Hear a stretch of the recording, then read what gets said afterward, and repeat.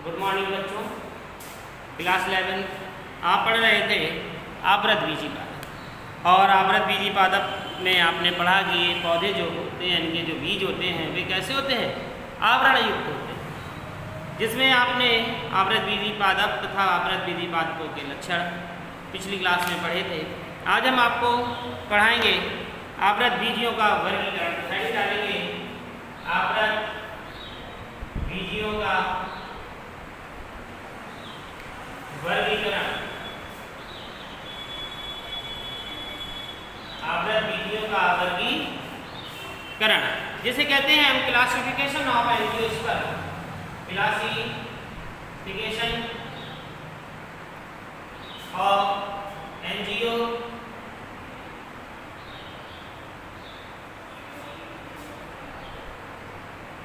Classification of angiosperm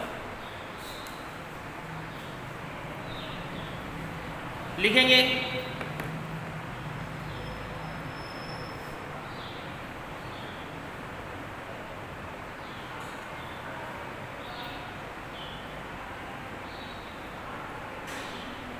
वनस्पति शास्त्रियों ने समय समय पर वनस्पति शास्त्रियों ने समय समय पर पादप के वनस्पति शास्त्रियों ने समय समय पर पादप के विभिन्न लक्षणों को आधार मानकर वनस्पति शास्त्रियों ने समय समय पर पादप के विभिन्न लक्षणों को आधार मानकर पादपों को वर्गीकृत किया है। आधार मानकर पादपों को वर्गीकृत किया है। ये निम्नवत हैं।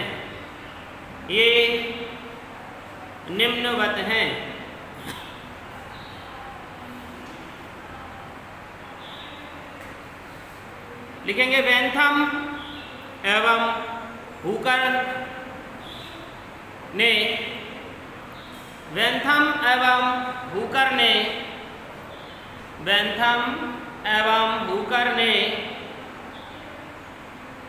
पुष्पोद्भिद का वर्गीकरण किया है।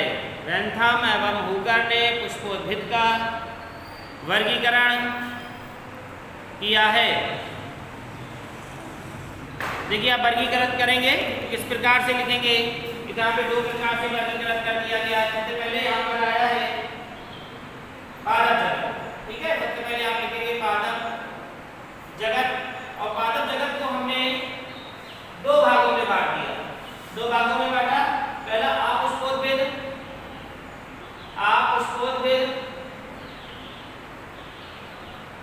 और दूसरा पुष्पोद्भिद।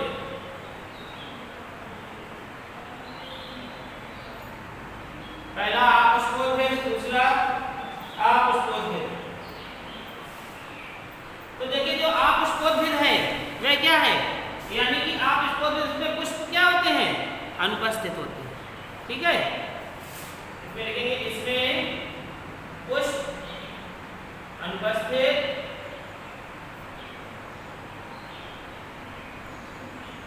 होते हैं, ठीक। और ये पुष्पोद्भिद है, इसमें पुष्प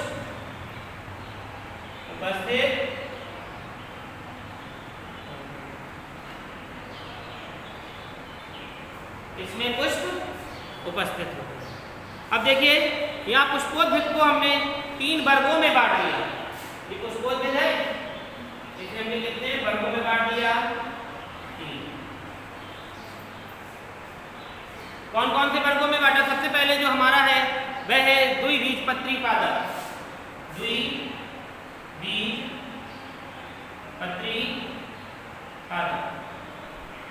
द्विबीजपत्री पादप। दूसरा है अनावृति बीजी पादप।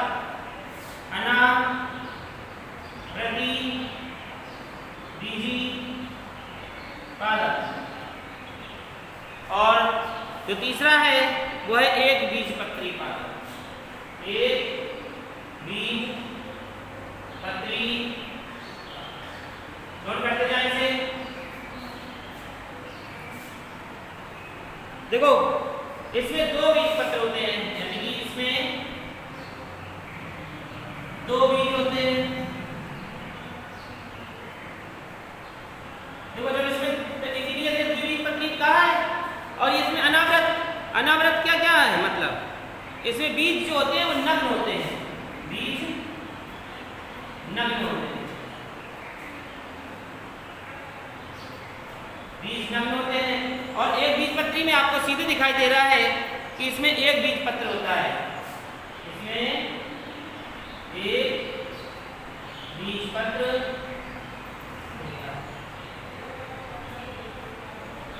ठीक, अब देखेंगे कि द्विबीजपत्र को हमने बांट दिया 3 उपवर्ग में। द्विबीजपत्र को हमने बांट दिया 3 उपवर्ग में। कौन कौन से उपवर्ग में बांटा है देखेंगे।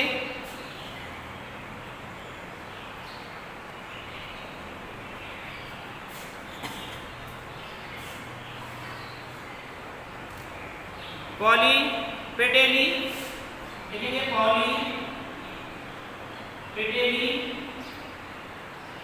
पहला है पॉलीपेटेली, दूसरा है गैमोपेटेली, गैमोपेटेली, गैमोपेटेली, और चौथा है मोनोक्लेमाइडी, मोनोक्लेमाइडी, मोनोक्लेमाइडी। ठीक है, तो ये आप नोट कर लीजिए। सबसे पहले समझ लीजिए कि पादप जगत है यानी कि प्लांट किंगडम है। प्लांट किंगडम को हमने 2 प्रकार से बांट दिया, एक अपुष्पोद्भिद में और एक पुष्पोद्भिद में, यानी कि जिसमें फूल में जिसके पुष्प अनुपस्थित होते हैं, जिसमें पुष्प ना हो, जिसमें पुष्प उपस्थित हो। अब जब पुष्प उपस्थित ही नहीं है तो बीज आएगा ही नहीं, तो इसे हमने लिया ही नहीं। आप लेंगे पुष्पोद्भिद को, तो इसे हमने 3 वर्गों में बांट दिया, वर्ग में बांट दिया। एक द्विबीजपत्री पादप हुआ, अनावृत्ति पादप हुआ, और एक जिसमें एक बीजपत्र था, इसमें कई थे लेकिन नग्न थे, इसमें 2 बीज। इसको हमने 3 भागों में बांटा, पॉलीपेटेली, गैमोपेटेली और मोनोक्लेमाइडी। ठीक है, ये बना लीजिए आप।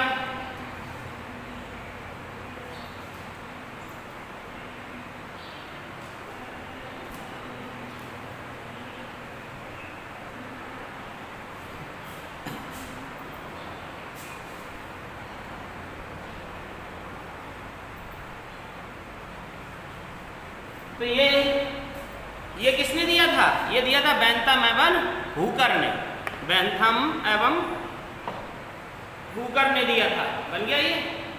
अब देखिए इसी प्रकार से और जो वैज्ञानिक हुए उन्होंने अपना वर्गीकरण दिया, जैसे एंगलर और प्रांटल। अब उनका लिखेंगे हम।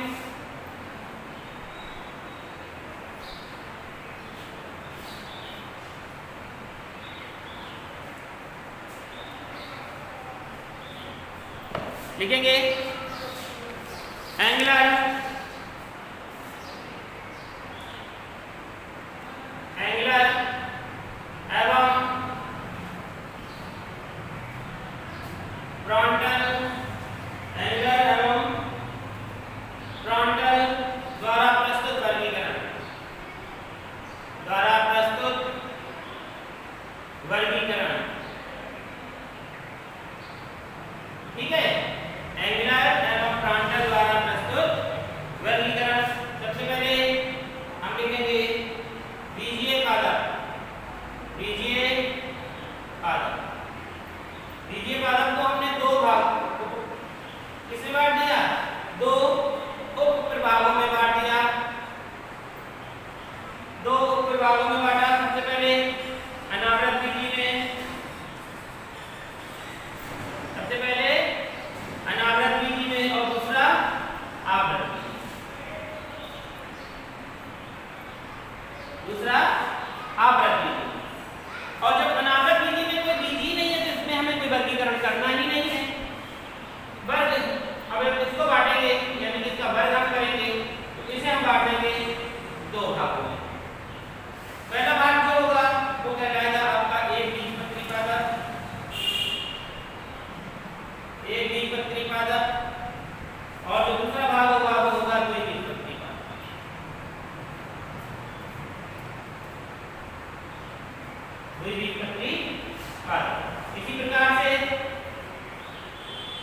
इसे हम बांटेंगे, होगा हमारा आर्की क्लेमाइडी, आर्की क्लेमाइडी, और ये हमारा होगा मेटा क्लेमाइडी, मेटा क्लेमाइडी। इसमें जो होंगे आपके 30 गार्ड होंगे और इसमें जो होंगे आपके 10 गार्ड होंगे। बना लीजिए इसे, समझा दे रहे हैं हम आपको कि ये बीजीय पादप है, यानी कि अभी जो हमने बताया कि बीजीय पादप हो गए, बीजीय पादप का ऊपर भाग बनाया जिसे हमने दो भागों में बांट दिया, एक अनावृत बीजी, जब अनावृत है तो उसमें बीज नहीं है, एक आवृत बीजी जिसमें बीज है, इसका हमने वर्ग किया, जिसमें एक बीजपत्री पादप हुआ तथा द्विबीजपत्री पादप, जिसमें हमने आर्की क्लेमाइडी और मेटा क्लेमाइडी किया। बनाओ इसको, बन गया। अब देखेंगे इसको सभी लोग बना लेंगे। ये था किसके द्वारा? एंगलर एवं प्रांटल द्वारा प्रस्तुत वर्गीकरण। अब तीसरे वैज्ञानिक के द्वारा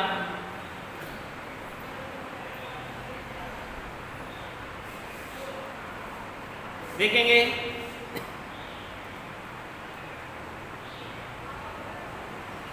हचिंसन द्वारा प्रस्तुत वर्गीकरण, हचिंसन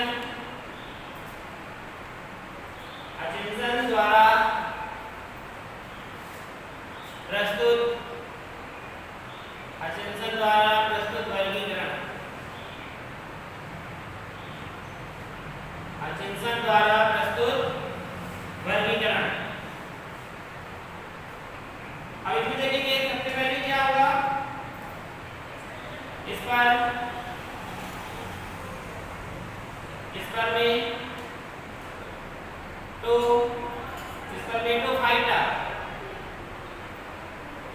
मेटोफाइटा, इसका अनावृत बीजी और आवृत बीजी, अनावृत बीजी और आवृत बीजी। इसी प्रकार से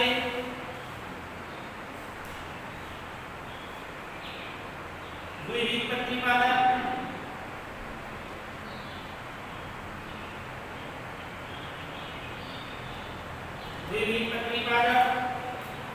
और ये आपका होगा एक बीजपत्री पादप।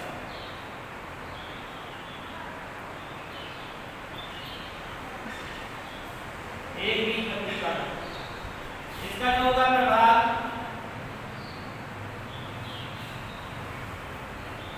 और इसका भी होगा प्रभाव। इसका होगा लिग्नोसी कास्ट, इसे दो भागों में बांटेंगे। पहला होगा आपका लिग्नोसी काष्ठीय पादप, और दूसरा होगा आर्गेसी शाख। इसी प्रकार इसे भी हम दो भागों में बांटेंगे, 3 भागों में बांटेंगे। पहला हमारा होगा कैल्सीफ्लोरी,